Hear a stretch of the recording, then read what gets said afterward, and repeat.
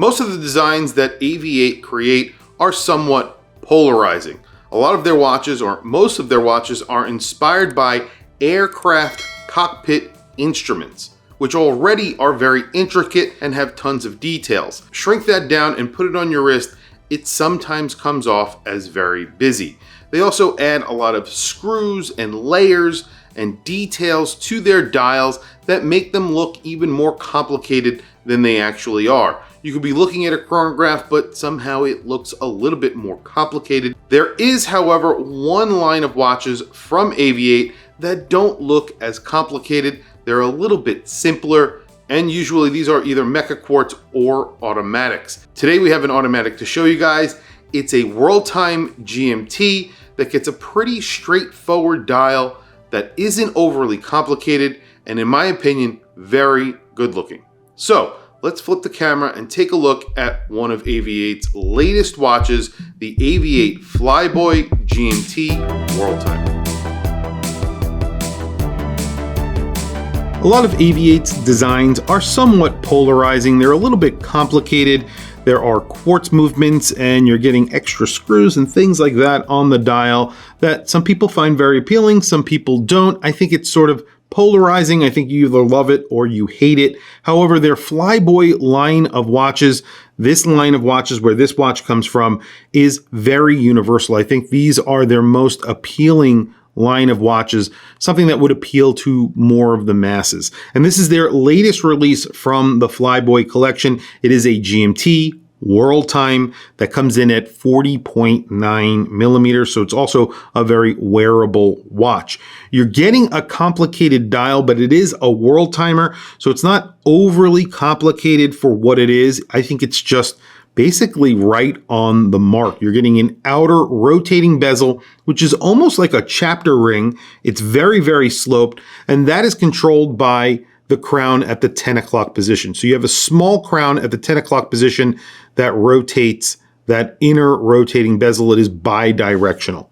And that's the WorldTime. So you have all of those cities printed on that inner rotating bezel.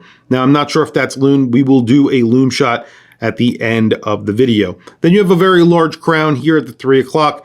It's a diamond shaped crown that operates the time and of course the GMT function. This is an NH34 Seiko inside. So that means that this is an office GMT or a military GMT. So it's the GMT hand that skips when you change the GMT time. You have a date down at the 6 o'clock. It is color matched and blends into the dial very, very well. 40.9 millimeters is the case. You have a 13.3 millimeter thickness. That's including the raised sapphire crystal that you have on this watch that is raised almost maybe a half a millimeter, maybe even a little bit more than that. So it does add to the thickness of the overall thickness of this watch. You get a 48.3 millimeter lug to lug, and this crown that is very large is around 7.7 millimeters. The dial itself is pretty intricate. There's a lot of details to it, but it's not overly done. Like I was saying before, this is a very nicely laid out dial. You have that chapter ring or inner rotating bezel that has all of the cities on there. That's the WorldTime function here. Then you have an orange ring that goes around the dial. That's part of the minute track. It's not really a ring. It's just an orange section of that dial itself. It's a layered dial, so you do have applied indices that are sitting on that hour track. Then right below that, one step down from that, you have a 24-hour track. Then a step down from that, you have the main portion of the dial. It just says AV8, GMT, and automatic on that main portion. You have sword hands. Those are all black towards the center. That's for the GMT hand, the hour, and the minutes. And then you have a blue colored second hand, again, black towards the center of that hand. All of the hand stack towards the center are black, so they look like they're floating against the black background. Looks really good. The GMT hand in orange is skeletonized. That 24-hour track in the center there is in half orange and in half yellow. That matches the color of the indices that are applied. I believe there is lume on all of those indices. They're very highly raised off of that track. And then you have batons. Those are little basically rectangles sitting on the dial as well. I believe those are lumed as well. We will do a lume shot towards the end of the video, so definitely stay tuned for that. Very nice finishing here. You have a brushed bezel that is really sloped. So this will fit under a cuff if you are wearing this with maybe a dress shirt or something like that. It is polished as well on the edge, as you can see there. You have a polished edge that goes across the case. You have brushing on the sides. Both crowns are signed. This one gets the Aviate logo. The one at the 10 o'clock gets the 8 logo, which they use sometimes as well. Speaking of that logo, it's right here as well on the back of the case, and you get that on the crystal, and then there is a screwed in case back, 50 meters of water resistance, the NH34 here, and you're getting a custom rotor that has the brand name on there as well. This comes with 2 straps. This is the leather strap that this is on. It comes with a very big chunky buckle that is signed. This also comes with a NATO strap, and you're getting all of this for $276 right now on their website. They're offering a discount on this watch. I think it comes in at $345 with the discount GMT 20. You're getting this watch for $276. I think that's a really good price. This is the orange, dark blue, almost black version, and you're getting those yellow sort of patinaed colors on here as well. They make a PVD coated version, which I think is like $10 more or maybe $20 more, something like that. I don't know. Well, today I have my Ocean of Storms 50 Fathoms Blancpain swatch collaboration thing. $400 for this watch when you consider there's watches out there like the Aviate, the Flyboy World Time GMT that we're looking at today that gives you a lot of functionality.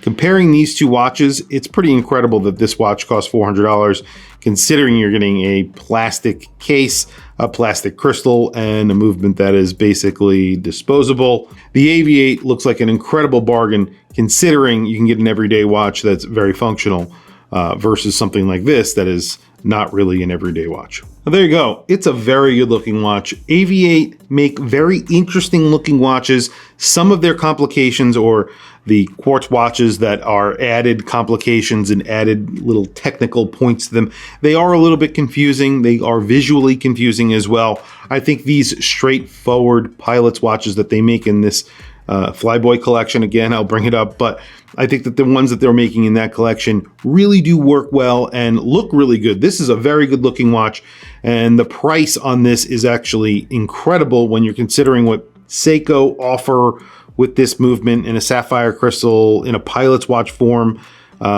which is basically a watch that they don't make currently.